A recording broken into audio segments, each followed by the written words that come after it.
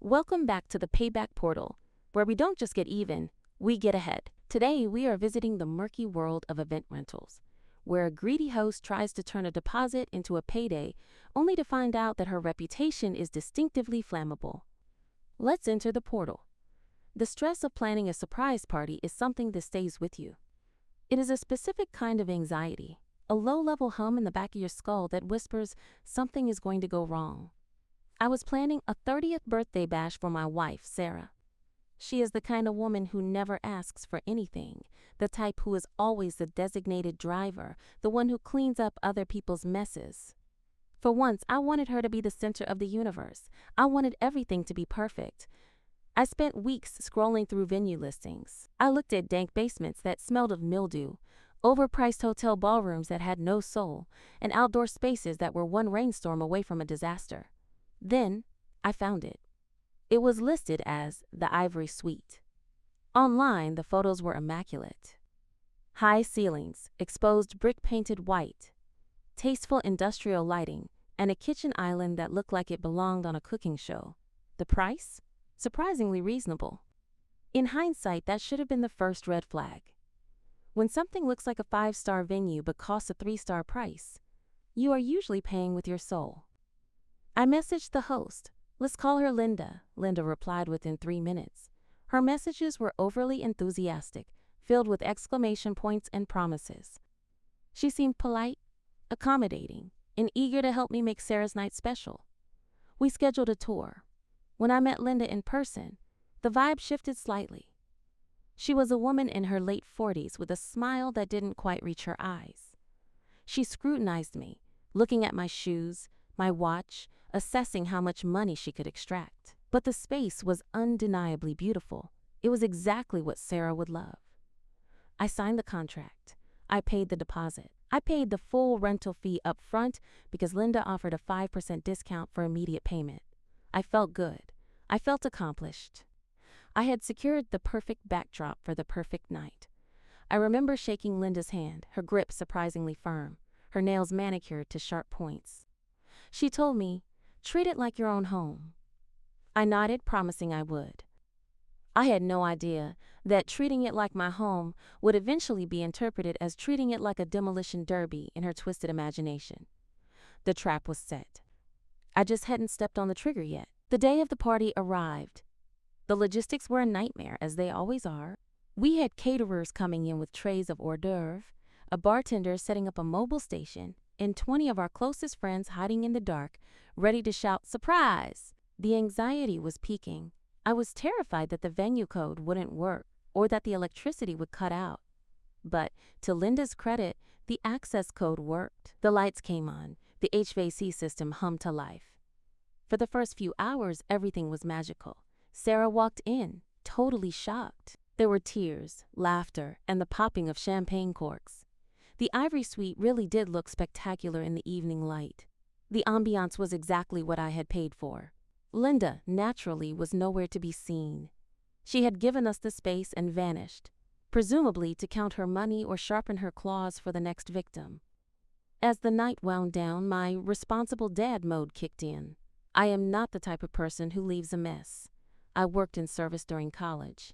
I know what it is like to clean up after entitled jerks, and I vowed never to be that person.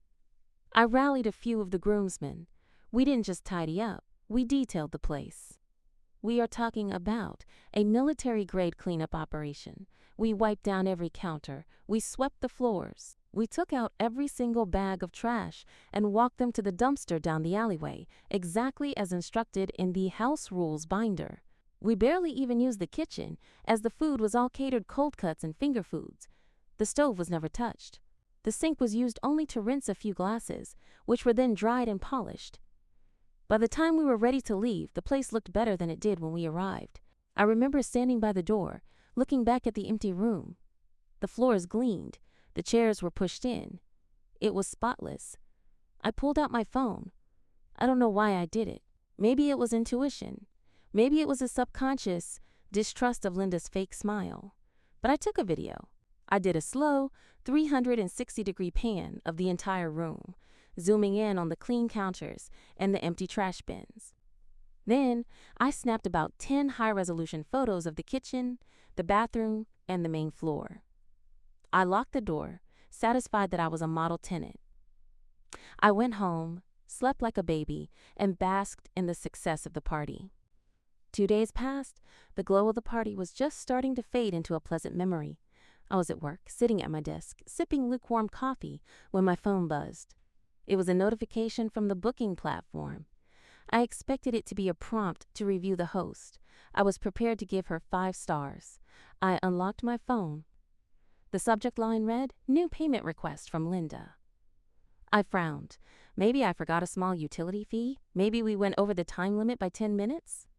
I opened the app. The blood drained from my face. Amount requested, $1,200. Reason, deep cleaning and damages. I stared at the screen. $1,200. That was more than the cost of the rental itself. My confusion quickly morphed into shock, and then a cold, hard knot of anger. I scrolled down to read her message. "Hi," she wrote.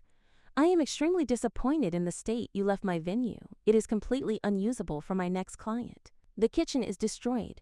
There is trash everywhere and sticky residue on the floors. I have had to hire an emergency deep cleaning crew and cancel my next booking. This fee covers the cleaning and lost revenue." My jaw dropped. Unusable? We barely breathed on the furniture. Sticky residue? We mopped. Trash everywhere. I personally carried the bags to the dumpster. I felt gaslit. I started questioning my own reality. Did we leave a mess? Did I black out and trash the place like a rock star from the 80s? No. I had the photos. I had the video. I immediately denied the request. I typed out a calm, rational response. "Hi, Linda. There must be a mistake. We left the venue spotless. We followed all checkout procedures.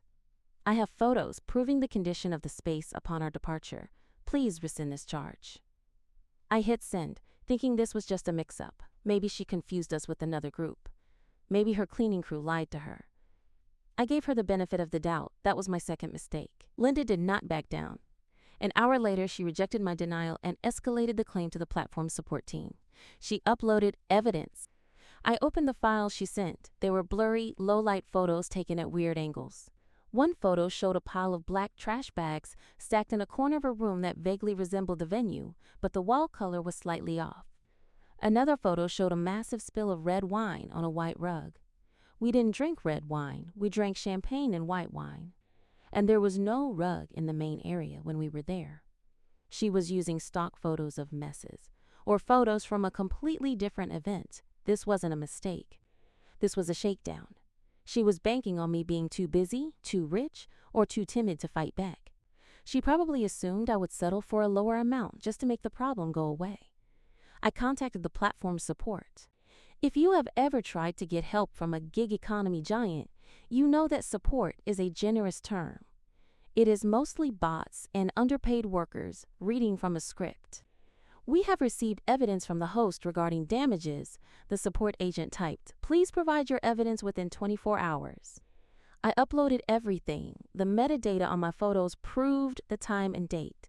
The video clearly showed the venue in pristine condition mere minutes before we locked up.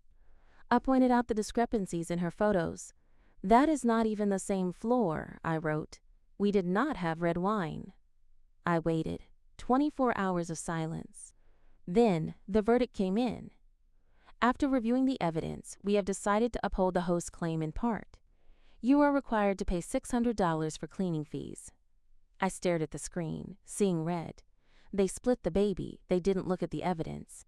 They just wanted to close the ticket. They saw host says dirty, guest says clean, and decided to charge me half.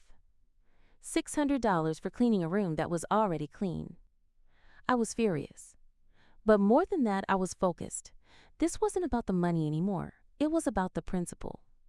Linda was running a side hustle within a side hustle. She scams a few $100s off each booking, and most people probably just pay it to avoid the hassle. She was a predator. And she had just picked a fight with someone who had a lot of free time and a very specific set of skills when it comes to petty bureaucracy. I paid the $600. I had to, or they would have sent it to collections and hit my credit score. But as I clicked confirm payment, I made a vow. I was going to get that money back, not in cash, but in blood. Metaphorically speaking, of course. I was going to take it out of her future revenue. I started digging. I needed to know if I was an isolated incident or part of a pattern. I went to the platform and looked at her reviews. She had a 4.8 rating. Stellar, but I started reading the lower reviews. There were only a few, buried deep. Charged me for damages I didn't cause. Host claimed we smoked inside. We are non-smokers. Beware of hidden fees after checkout. Most of these had responses from Linda, aggressive and defensive. You trashed my house. Liar. She bullied them into silence. I took my search off the platform. I Googled the address of the venue. It popped up on other sites. Yelp, Google Maps, Facebook Marketplace, specialized wedding venue sites. Her presence was fragmented. She used different names on different sites. Sometimes she was Linda, sometimes the Ivory team, sometimes Events by L. On Yelp, the picture was clearer. Her rating there was a 3.5. The filter for not recommended reviews hid the gold. There were dozens of people telling the exact same story. The blurry photos, the red wine stain that didn't exist, the deep cleaning fee. She had been doing this for years. She was churning through clients, burning bridges, and relying on the fact that new suckers are born every minute. I compiled a dossier. I took screenshots of every similar complaint. I matched her evidence photos against reverse image searches. I found that the photo of the trash bags she sent me had actually appeared in a review for a venue in a completely different state 3 years ago. She had stolen a photo of trash to frame me. This was fraud, pure and simple, but the platform didn't care. They had their commission. So I decided to become the judge, jury, and executioner of her digital reputation. I didn't want to just leave a bad review. A single 1-star review gets buried. I needed to dismantle her entire online ecosystem. I needed to warn every potential customer in a 10-mile radius. I sat down and wrote my master opus. I didn't rant. I didn't use all caps. I didn't curse. I wrote a detailed forensic accounting of the transaction. The venue is beautiful, I started. However, the host operates a predatory scam regarding cleaning fees. I detailed the timeline. I uploaded my pristine photos alongside her fake ones.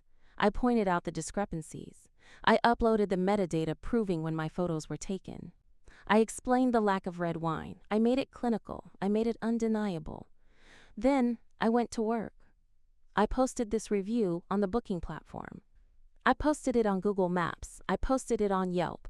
I found her Facebook business page and posted it there. I found her Instagram and commented on her latest posts. I found the local community subreddit for our city and wrote a PSA Avoid the Ivory Suite post detailing the scam. But I didn't stop there. I reached out to the other victims I had found on Yelp. I sent them messages. Hey, Linda did this to me too. Here is the proof she uses fake photos. You should update your reviews. It was like lighting a match in a room full of gasoline. The validation was all people needed. Suddenly, dormant reviews were updated. New reviews appeared from people who had been too afraid to speak up before. She did the same to me in 2023. She charged me $500 for a scratch on the floor that was already there. Scammer! Do not book. The algorithm noticed the activity. My review on the main platform shot to the top as most helpful. The Google listing began to tank. Her Facebook page was flooded with comments demanding answers. Within 2 weeks, the damage was catastrophic. Her rating on the main platform dropped from a 4.8 to a 2.9. In the world of gig rentals, anything below a 4.5 is a death sentence. You disappear from the front page. You lose the superhost status. You become radioactive. On Google, she went from 4 stars to 2 stars. The photos attached to her business listing were no longer just her glamour shots of the venue. They were now dominated by my photos of the clean room contrasted with her fake evidence. The first thing anyone saw when they Googled the Ivory Suite was a side-by-side comparison labeled scam proof. I kept checking her calendar. Before this, she was booked solid for weekends months in advance. Slowly, holes started to appear. Then, huge gaps. Then entire months were wide open. She tried to fight back. She reported my reviews. I appealed, providing the same dossier of evidence I had gathered. The platform, seeing the influx of corroborating stories, sided with me. The reviews stayed up. Then came the desperation. I received an email from Linda. The tone was very different this time. No, dear guest. No, unusable condition. Sir, she wrote, I believe we got off on the wrong foot. This has all been a misunderstanding. If you remove your reviews, I am willing to refund the $600. I laughed out loud. A full belly laugh. She was trying to buy my silence with my own money. She thought she could put the genie back in the bottle. I didn't reply. I didn't want the money anymore. The $600 was a cheap price to pay for the satisfaction of watching her empire crumble. I checked her listing again this morning, just for old time's sake. The title of the listing has changed. She's trying to rebrand, but the address is the same, and the internet never forgets. There is a banner across the top of her main image. Spring sale, 50% off all bookings. No cleaning fees. Desperation is a stinky cologne, Linda. She is trying to clean up her reputation, but unlike the floor of her venue, this stain is permanent. She charged me for a mess I didn't make, so I made a mess she couldn't clean. I saved countless other people from being scammed. I exposed a fraud, and honestly, that feels better than any birthday party ever could. The moral of the story? Always take photos. Always take videos. And if someone tries to rob you with a smile, make sure you leave a review that wipes that smile right off their face. Pie or crumble. And that, ladies and gentlemen, is how you handle a predatory host. She wanted a deep clean. She got a complete scrub of her entire livelihood. If you enjoyed seeing this scammer get exactly what she deserved, destroy that like button like Linda destroyed her own business. Make sure you are subscribed to the Payback portal so you never miss a dose of justice.